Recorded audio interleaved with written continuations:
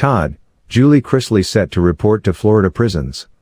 Atlanta, Todd and Julie Chrisley are scheduled to report to prison in Florida to begin their sentences after their convictions for bank fraud and tax evasion last year.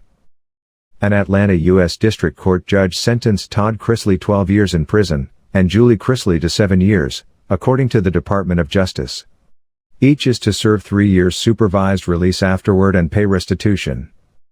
Todd and Julie Chrisley are set to begin their sentences at 2 different federal prisons in Florida. Documents give details about Todd Chrisley's time in prison.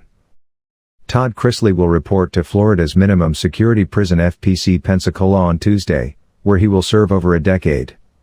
After his time in prison, Chrisley will then have 3 years of supervised release.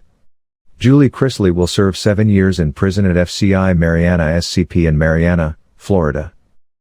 Court records showed a judge denied the Chrisley Knows Best couple's appeal to get bail.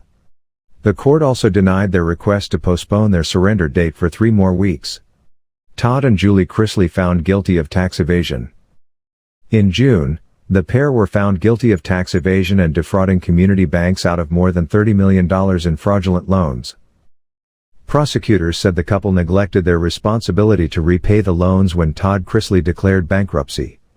While in bankruptcy, they started their reality show and flaunted their wealth and lifestyle to the American public, prosecutors wrote, and then hid the millions they made from the show from the IRS. Julie Chrisley was also convicted of wire fraud and obstruction of justice. "I'm closer to God than I've ever been," Todd, Julie Chrisley explained their reliance on prayer and podcast. The Chrisleys gained fame with their show Chrisley Knows Best, which followed their tight-knit family on the USA Network. The couple spent millions on designer brand clothes, luxury cars and real estate, including 2 mansions in Nashville, Tennessee, reportedly worth about $9 million.